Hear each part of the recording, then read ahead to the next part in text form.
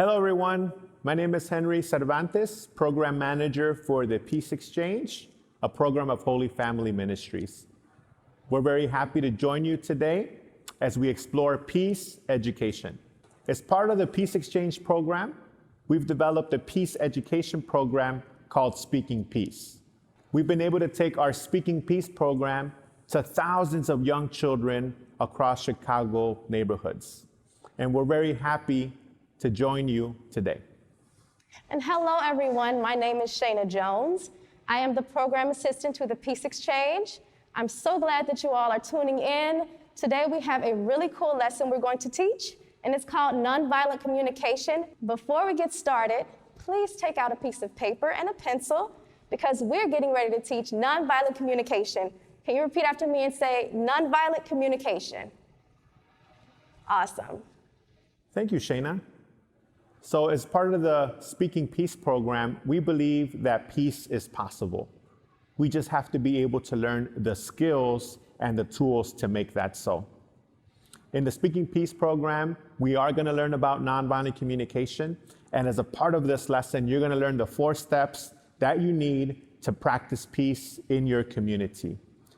You'll also have a chance to see how we use the tool and hopefully inspire you to practice to do the same. So we're going to learn the steps. You're going to have a chance to see how the tool is used in real life situations so that you can continue to practice peace in your communities.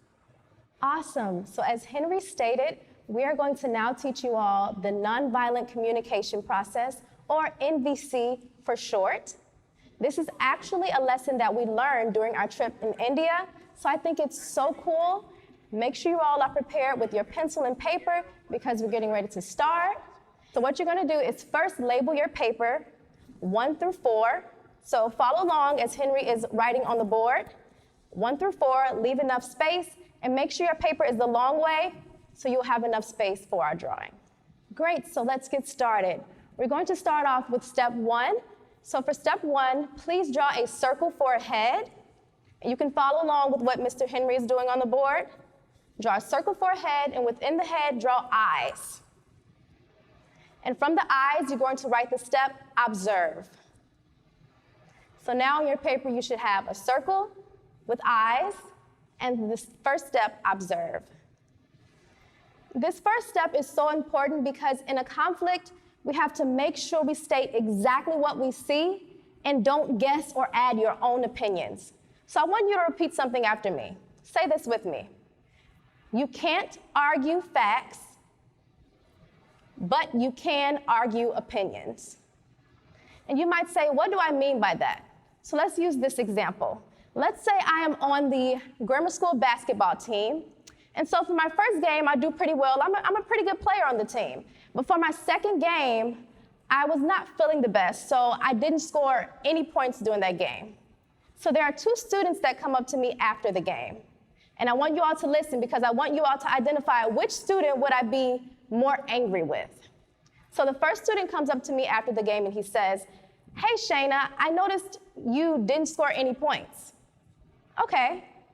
The second student comes up to me and they say, hey, Shayna, I think you're a sucky player. Which student do you think I would be angrier with? Absolutely, I would be angrier with student 2 because he came to me with his opinion, not the facts. Whereas student 1 came to me and stated the facts and let me know, hey, I noticed you didn't score any points. I can't get mad at that because it's the truth. So again, just remember, don't state your opinion, but state the facts because facts don't add to conflict. Opinions do add to conflict. So if you want to stay in a nice, peaceful spot, I would suggest that you only state the facts and exactly what you see. Do not guess or state your opinions because that could make the situation worse. So for step 2, I would like for you to draw a heart, just like Miss Shayna is doing. The heart represents feelings. So next to the heart, I want you to write the word feelings. In a conflict, feelings tend to come up. Now, raise your hand if you've ever been in a conflict with somebody. I know I have. Have you ever been angry with somebody? Upset? Right? In a conflict, a lot of feelings do come up. And as peacemakers, we have to be very careful of how we express those feelings. So step 2 is very important. You have to be able to really acknowledge how you feel and communicate how you feel. Because when somebody is not skilled in handling their feelings, that's when violence happens. So for us, pay attention to how you feel and how you are communicating how you feel with others.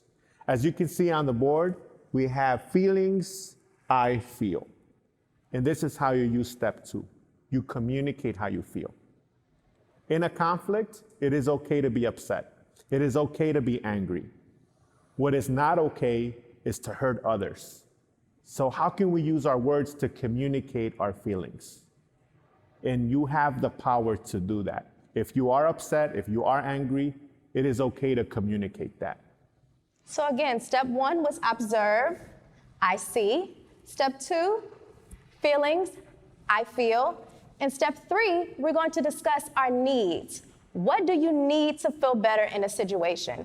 So in a conflict, we're always going to have feelings about how we feel about things, but we have to be able to realize, what do we need in order to feel better? I also like to say this too. Our feelings directly connect to our needs. If we don't have our needs met, our feelings can be negatively affected. For example, has anyone ever heard of the term hangry? Right, hangry is literally being hungry and angry at the same time. Well, sometimes I have a bad case of being hangry. And I notice that if I go throughout the day without eating, again, not fulfilling the need of bringing food to my belly, I notice that I can become angry, changing my feelings from happy to mad. So I think it's so important to be able to identify, what do you need to feel better? In that case, I just need food to feel better, and I notice that I become a much happier person. So for step 3, remember to identify your needs. What do you need to feel better in a situation so that your feelings and everything else can continue to flow and be in a happy, positive spot? So continuing on with our steps, in a conflict, we need something. And just like Ms. Shana said, we have to communicate what we need in a situation. So step 3 connects with our next step, which is step 4. Now for step 4, I want you to draw some legs, just like Ms. Shana is doing on the whiteboard. And for legs, I want you to write the word request. So now that you've figured out in a situation what you see, what you feel, and what you need, the next part is, how do you ask for what you need? How do you ask for that? And that is in the form of a request. So step 4 is, this is where we get really into our skills, because you have to be able to request things in a nice way. In a conflict, let's say we're upset, we're furious, we're angry, and sometimes we don't know how to ask for things nicely. And this is where we really have to be very skillful.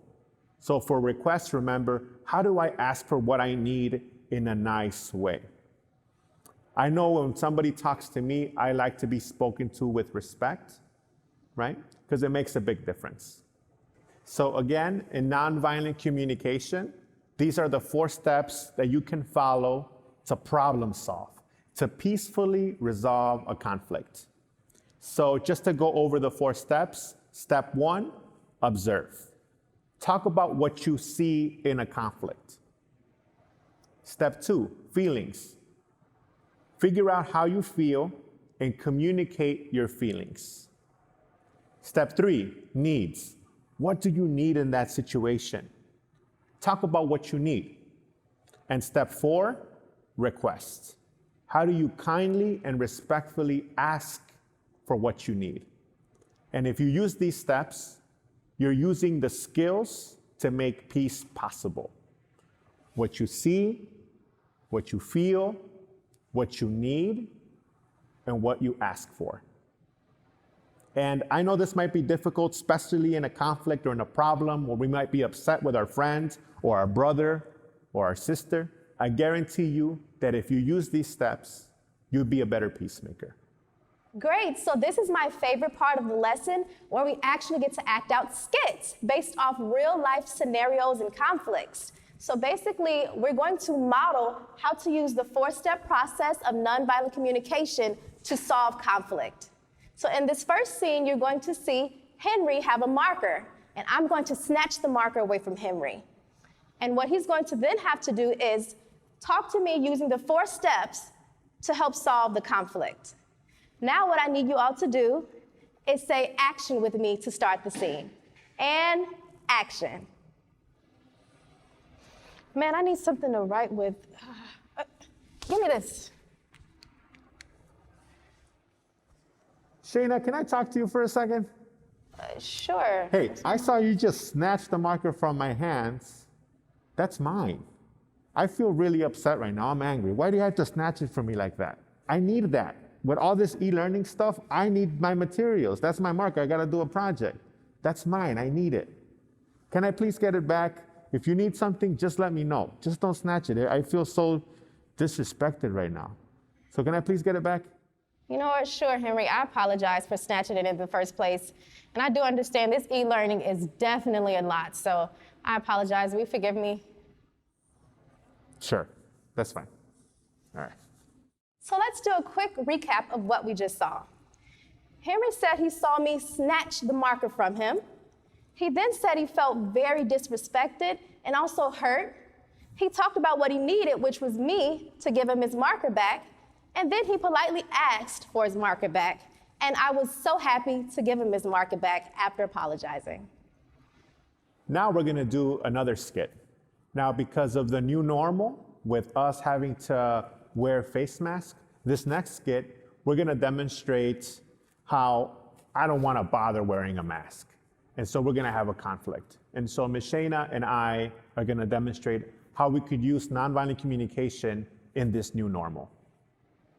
Man, this is silly. Why do I got to wear this mask? Oh, it's so hot. Henry, can I talk to you for a second? Hey, what's up? So I see that you don't want to wear your mask, but I feel— It's hot, it's silly. I know, but I feel very uneasy and scared because your germs can spread without a mask. I need to feel safe in my learning environment, and so does all of the rest of our classmates. So I really ask that you put your mask back on so we can all be safe in our learning environment. Oh, I'm sorry, Shayna. I didn't know I was making you feel worried or scared. I'm sorry. I just didn't want to wear it because, you know, it gets hot around your face, and I'm sorry. Yeah, I'll put it back on. I'm sorry. I just realized how important this is to make everybody feel safe. It's not just about me. It's about all of us. I'm sorry. All right, I'll wear it, all right? So as you can see, we just demonstrated another role play so you can see how we can use nonviolent communication during this new normal. In the skit, you saw that I didn't want to put on the mask, and Shayna did a great job in communicating exactly what she saw, how she felt. She felt scared, she felt worried. She communicated her need to feel safe, and she kindly requested for me to put on my mask. And it's important for us during these times to communicate how we feel and what we need. And as you can tell, I put my face mask back on.